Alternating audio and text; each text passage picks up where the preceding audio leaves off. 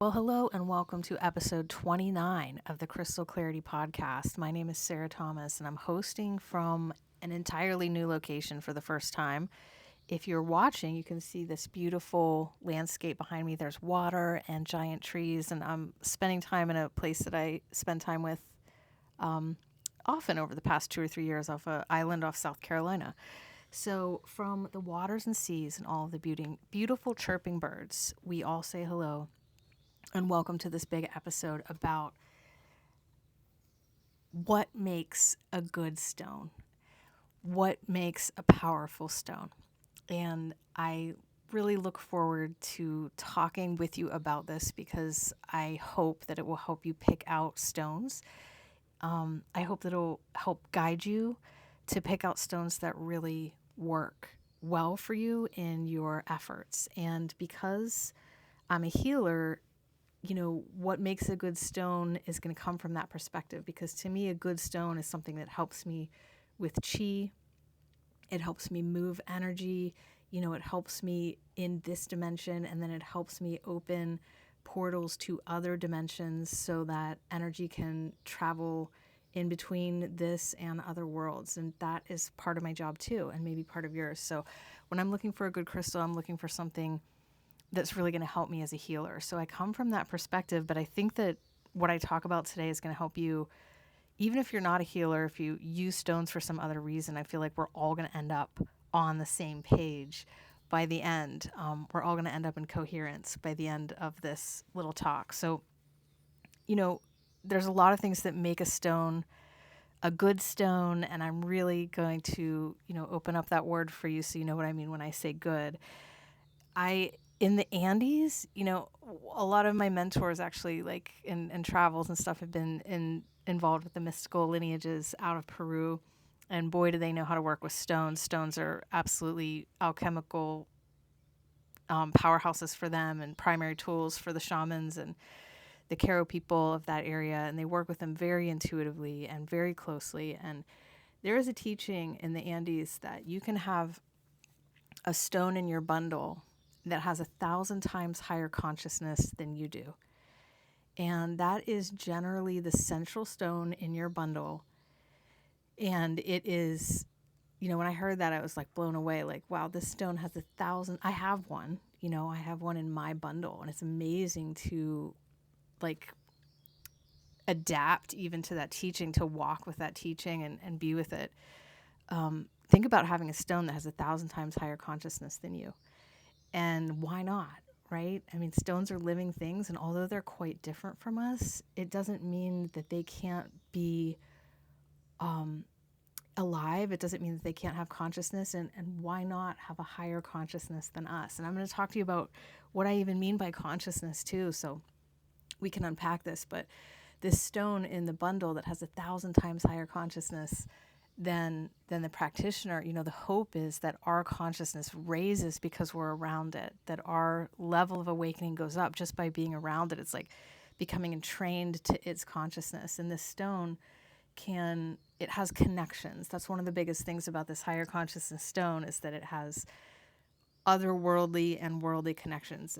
It's very, very connected, so it can go to other planes and lokas and dimensions and realities. Has so many friends, and that it can call upon so many spirit doctors. I mean, so many things that it can pull together for us, so much miraculous healing work that it can do.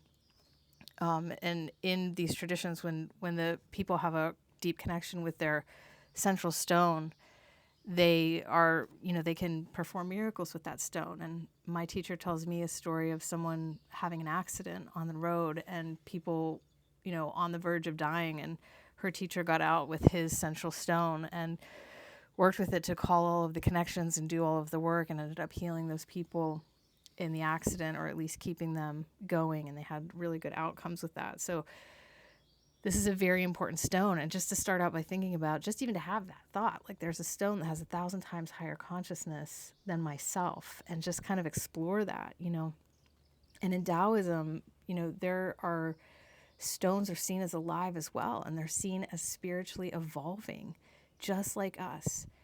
And, what is evolving? Consciousness is evolving, when you hear the word evolving, think of consciousness immediately. When you hear the word consciousness, think of the word evolving, because that's what consciousness does. It's the yang aspect of reality, and it spirals out and moves and grows, and it's ever evolving and ever becoming. And in Daoism, they see stones as awake, alive, and spiritually evolving, right? And even though they're very different life forms from us, they too are on a spiritual path. And that is profound to think about. And if something's evolving, then that means it also has a soul. And if something has a soul, right, it's something that has a destiny, it's something that has a purpose. So stones too also have this path. And if we see a stone come out of the earth, whether it's harvested or some kind of natural process happens, that is seen as part of its path to make its way from darkness into light. And we as Taoists try not to, take away that stone's journey by saying it's good, bad, right, or wrong. It's just part of the stone's path because it's also spiritually evolving. So we're kind of more like witness, like look at what this stone is doing. It also has a path to follow. We don't judge it as much, So in Taoism and even in China today, some stones are seen as higher spiritual evolved, like the most spiritually evolved stone. One of them in China is jade. It's the most spiritually evolved. So it's like further along its spiritual path. And there's a bunch of stones that lead up to that path and are on that path and working on it. There's a whole line of stones that are known to be spiritually evolving and working their way up to the consciousness that jade holds. So, man, if stones have a destiny and they're also evolving, I want to talk about that because that is how I'm tuned in to thinking about what makes a good stone. And that's because, so what you'll hear me say a lot is I'll say a stone is highly alchemically evolved. It's highly alchemically evolved. And that's me saying this is a good stone. And I bet people are like, what do you mean highly alchemically evolved? Well, highly alchemically evolved means that it's gone through all of these alchemical processes, just like you, right? And it's the alchemical initiations that we go through that move us on our path, that awaken us, that keep evolving us in consciousness. And highly alchemically evolved, we could also call it highly spiritually evolved. You can almost interchange those terms, like highly alchemically evolved, it's like it's gone through a lot of transformation. And highly spiritually evolved, like it's gone through a lot of transformation and change. It's working its way through that path. And the hard things and the challenges that we go through are things that actually just show us more about our path and help us to become who we are even more. They're not seen as bad or wrong. So, if I'm saying a stone is highly alchemically evolved, what I am saying is this stone has been on the path for a long time, and it is likely has a higher level of consciousness than me, or a higher level of consciousness than you. It's like something that we look to it like an old Yoda. It's like an old, ancient, wise being. And the hope is that by being around that, our consciousness can become entrained to it and maybe even come into resonance with it. And it's always going to be some level of resonance or some level of information exchange. But if we can really rise up and learn from it and be the student of it, we can have our own consciousness level rise by being around it.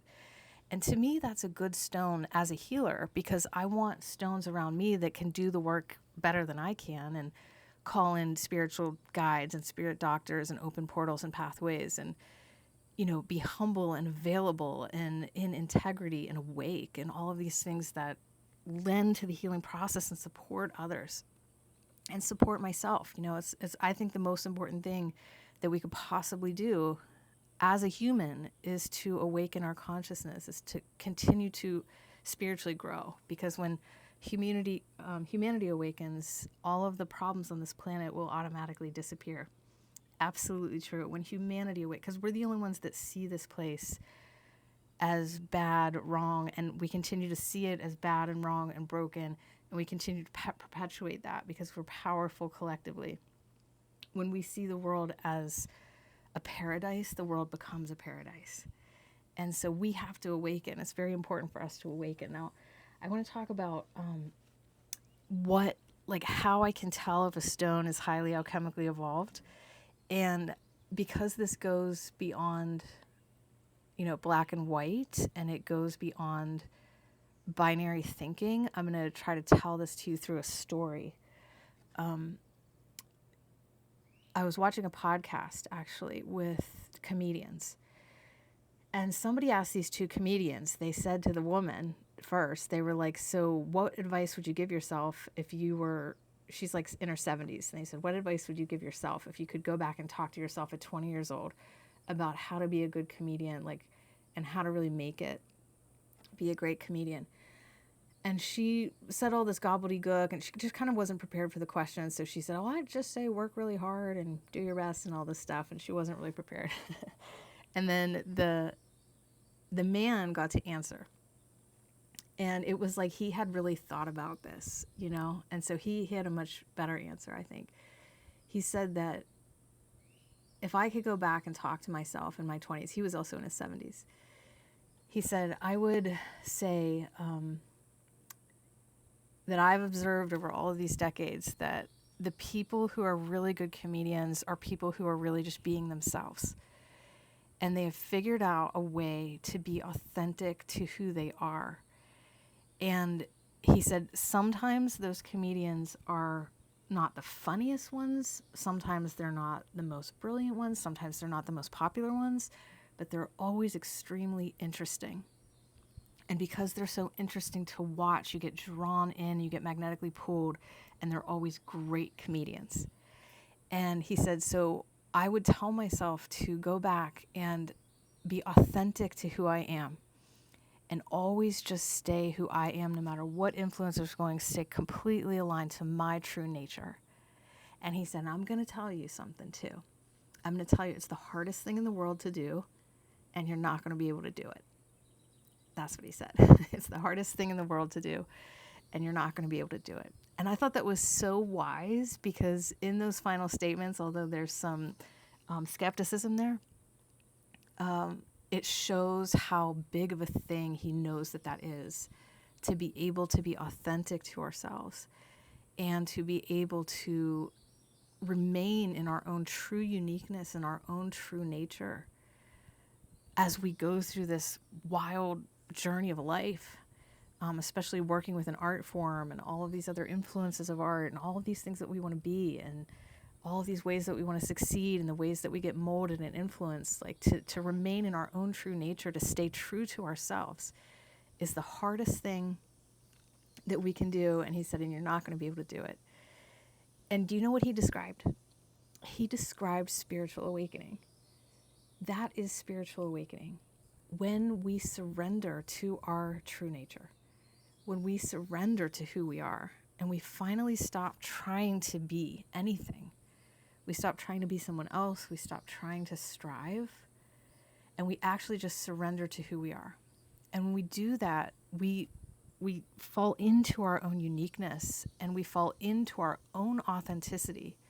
And that authenticity is irresistible, completely magnetic. It will help you do anything that you want to do, and it will be solid truth from the position that you stand in. And like he said, it will always be interesting, no matter what it is. It will always be interesting. It always makes the greatest comedians, and I feel that is true, that it makes the greatest artists, it makes the greatest people. And the funny thing about spiritual awakening, I've been around some beings in very, very high states of consciousness. Particularly, I'm thinking of a guide in India that I've sat with quite a bit. And she's so normal, she's so ordinary. It's so cool, but it's like there is no wastage of energy in her presence. She does not waste one molecule of energy. She is so who she is. What I mean by that, like, she is so in the moment. She is so, even just moving or sneezing or something, there's no wastage of energy, not one molecule, because she's so herself. It's just, she's so ordinary. It becomes perfection in complete ordinariness. So that's what he was describing. I feel like our path is to or it's just something to think about, right? Just something to kind of contemplate and be with is like, how do we surrender to our own true nature? You know, how do we just let ourselves be us even more every day and just become more ordinary? Just let ourselves be us. Now, back to the stones. That's literally what I am sensing in stones when I say they are highly chemically evolved, and I know I have to work with that stone. What I am sensing is that story that comedian told. I just couldn't say it any better way. That this stone has surrendered to its true nature. It's not a black tourmaline and trying to be a little bit fluorite. It's not a black tourmaline and trying to little bit feldspar. It's like completely surrendered to its uniqueness and completely surrendered to who it is and become wholly who it is. With no need to be anything else but exactly what it is. And in that, there's this refinement. And stones are all about this refinement. And that refinement means there's no wastage of energy. You'll find that in all highly evolved beings, stones, there's no wastage of energy. Just feel for that. Not one atom of energy gets wasted. There's a complete purity. And then what happens with that purity and that refinement when this stone just lets itself be who it is it becomes coherent. And that's really another thing that I'm feeling. You're going to feel this coherence off a highly alchemically or highly spiritually evolved stone. And now the way that they make lasers, which are going to solve everything in the world, you can embed information into lasers. Lasers are extremely important technology. And the way that they make them is they need a crystal to make a laser because it coheres the diffuse light into a very laser beam. It makes it highly coherent. Crystals make things highly coherent. So we're in their domain, right? They're already the thing on earth that is here to teach the rest of us how to be highly coherent. But if you feel the feeling of a laser beam, like, okay, there's no wastage of energy, it's become completely coherent light. That's because of the crystal inside. So another example of coherence is, we all know that if you're driving around and you're trying to listen to the radio and you can have the radio not tuned in right and it's very fuzzy and you can hear 4 stations going on at once. And then you finally tune it and you get just one clear signal. That feeling of just getting that one clear signal, that's coherence. One clear signal. It's not trying to be any other station. It just allows itself to be itself. And coherence is technically defined as something that integrates diverse elements. Integration is like very highly evolved itself. Integration itself. So it integrates diverse elements, and it's also something that's systematic. It's something that has some kind of order or system to it, and that's a crystal as well, right?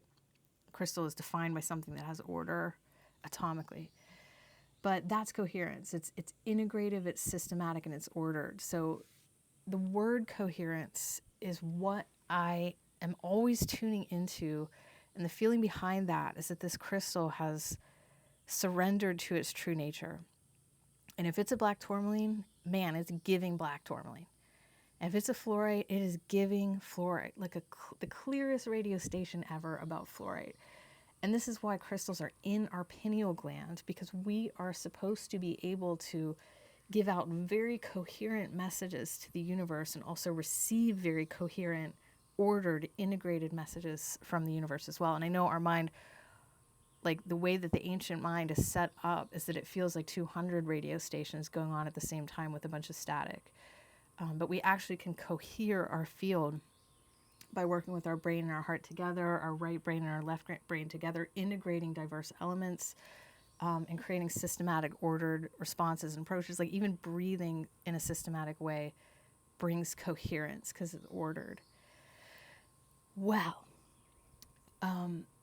now I've gone around the world for many years, and I've gone to crystal and stone shows all around the world. I've gone to ancient sites all around the world. I've had great teachers that have shown me what an alchemically evolved stone is. I've been showing other students, like students and people, what my take on that is. And The reason that we started the Crystal Clarity shop, the Clarity Crystal Shop, yeah. We changed the name Clarity Crystal Shop. We didn't change the name, but then we called the podcast Crystal Clarity. It's like a palindrome, kind of. But the reason I started the shop, and this is not a commercial for the shop, I promise, I just wanted to get this message across that the shop is fine. It doesn't need a commercial. But the Clarity Crystal Shop, the reason I created that is because I was starting really to develop an understanding or familiarity with what these evolved stones really are and how to seek them out. And because I have a love for them and an honoring of them, I create our whole inventory based on stones that I feel are coherent. And I will hold out on getting the most simple thing. Like, we went for 2 years without calcite, this one kind of calcite that everybody loves and everybody buys because it's very inexpensive. We went for almost 2 years without it because I would not get it, because I could not, every calcite that I saw did not have the coherence that I wanted. So I'm a stickler for all this, and that's why we have a shop, so we can kind of present to the world, like, this is what highly evolved stones look like and feel like. They will help you in your healing and actually can raise your own level of consciousness, and that makes them available for students too. So students can go, you can even just go look and be like, okay, because our inventory is something that's what I'm always seeking.